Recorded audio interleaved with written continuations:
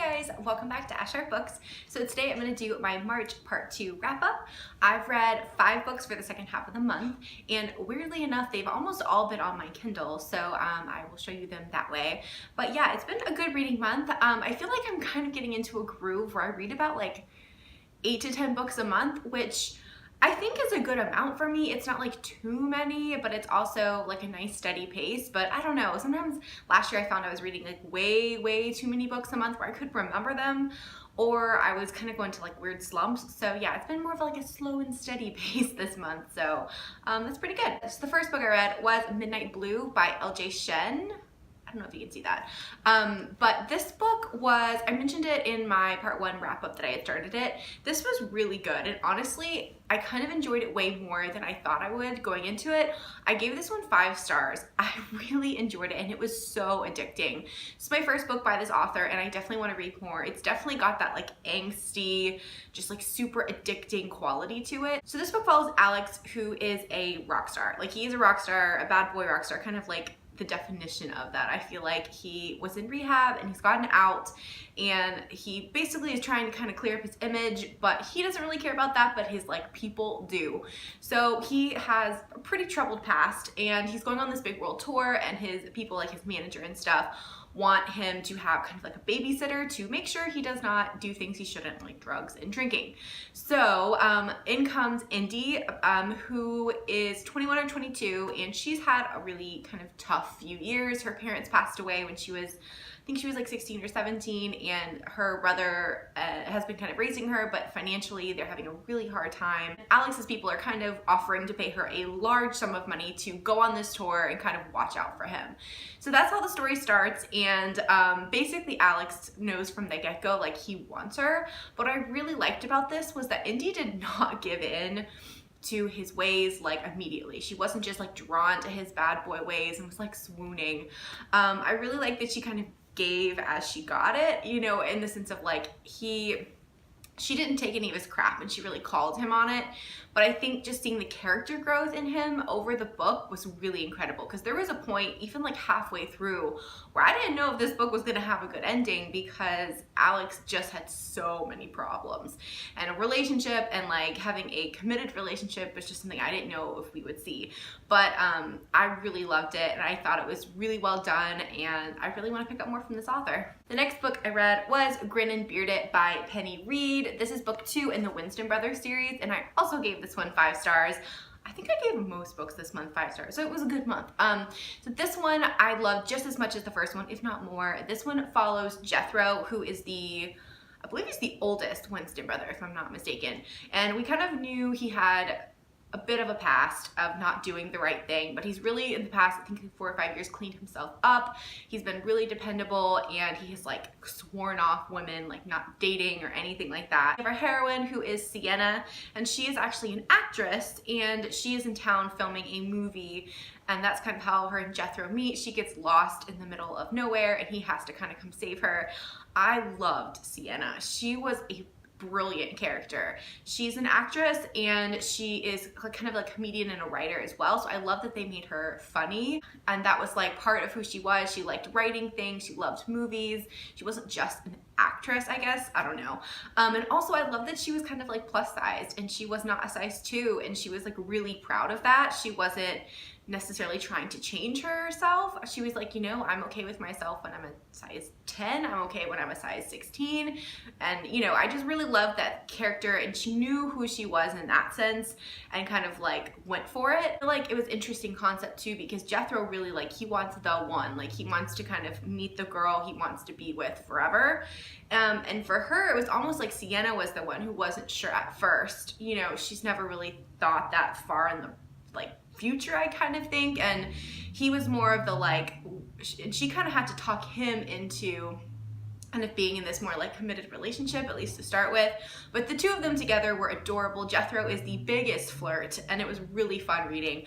All of Penny Reed's books honestly are just hilarious. Like, the dialogue she writes and like the conversations that the brothers have in the family, like, I mean, it's hysterical, and you're like laughing out loud. So if you want like a really fun read, but also with characters I think are just really relatable, but also like one step above relatable, where you're like, I hope there's a guy out there that's like him.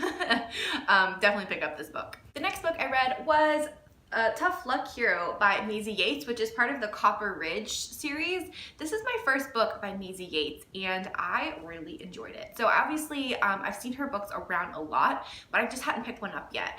And I kind of thought for some reason her books had to do a lot with like cowboys, which, I mean, that's great. This one actually was more like a small town romance, I'd say. But in this book, you follow two characters who, at the start of the book, get married in Vegas and they don't remember anything. That could be really cliche, but the way that the author did this, I just thought it was a little bit different from what you normally see. These two characters are probably the two most least likely characters in the town to have done something like this and to be together. So you have Lydia, who is running for actually mayor of this small town, which I loved that they had like a woman, a younger woman, I think she's like in her early 30s, running for mayor. I just think that's a great thing that we don't see very often. And she has a lot of drive and like a lot of enthusiasm for what she wants to do. You have Colton, I'm pretty sure it's Colton, and he is kind of known throughout the town because his family is really well known. He's got a decent amount of money, and he was left at the altar at the beginning of the book. That's how they ended up in Vegas. But his marriage was one of kind of convenience in a way. Like, they did like each other, but it was definitely for like family name and kind of to have that package deal that like he should have had.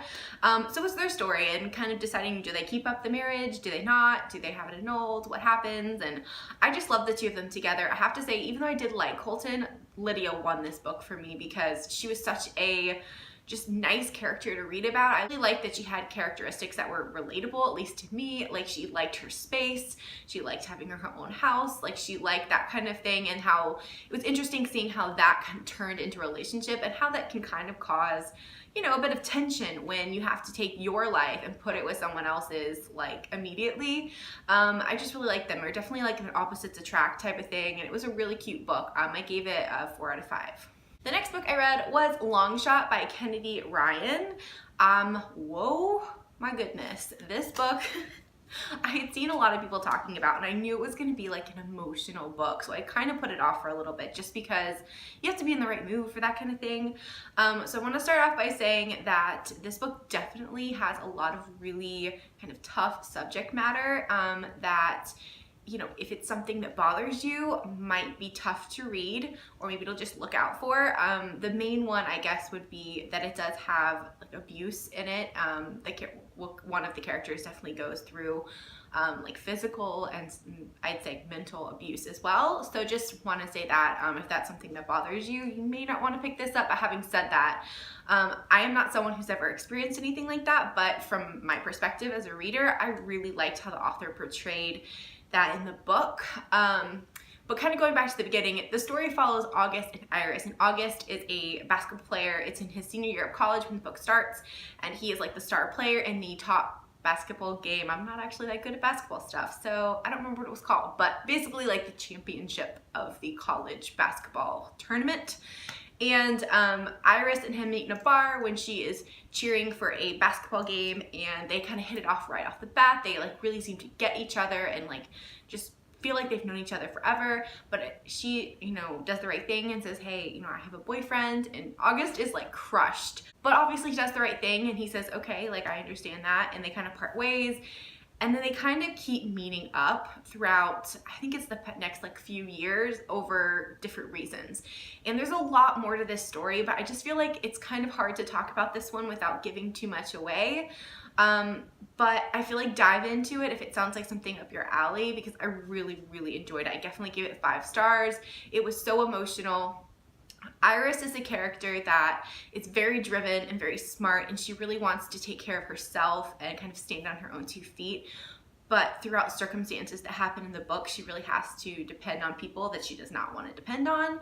And that was just really interesting to read that from her perspective and see how these kind of things can happen in real life. And I think it's easy to be like an onlooker and judge someone for maybe staying with someone they shouldn't.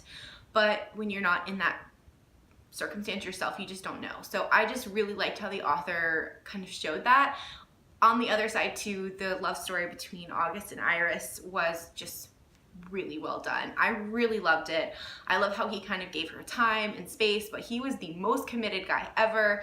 He just, I feel like he really put everything out there and was like, no, like I'm gonna wait, like I'll wait for you. And I just loved it. It was such a sweet story. It was such a sweet story, but such like a kind of gut-wrenching story at the same time, but a really important one, if that makes sense. So yeah, I feel like I'm being kind of vague, but I don't want to like give anything too much away, but I definitely loved it. If you like sports romances, but also just really emotionally like touching stories, I definitely recommend Long Shot, and I definitely plan on continuing the series. Okay, so the last book I read this month was By Your Side by Casey West. I don't actually have it with me because I listened to it on audiobook. This is a YA, I'd say a YA romance, I guess, and I really just wanted like a really kind of like easier kind of book to read on the car on a road trip, and I really enjoyed it. It's a really quick read. It's about two characters who basically get stuck in a library over a long weekend. They are like locked in, which, has anyone else ever had that fear? Because as a child, I was always terrified I was gonna get locked in some kind of building. But anyways, they're 17 and he's kind of the, I'd say bad boy, but really he just has a really kind of bad reputation at school, and she is kind of the good girl. And I gave it probably like a 3.5, 4 stars. It was really enjoyable. It was great on audiobook. It's not something I see myself necessarily rereading, but it was nice kind of listening experience, and I really did like the story between the two of them and how they kind of saw who each other were underneath and didn't just judge each other on the outside. So yeah, it was definitely good. And then I've only read one other book by Casey West, so this one was definitely a good one. I might have to pick up some more of her stuff. Alright guys, so those are all the books I read in March. Let me know what your favorite book was that you read this month. Thank you so much for watching, and I'll see you next time. Bye!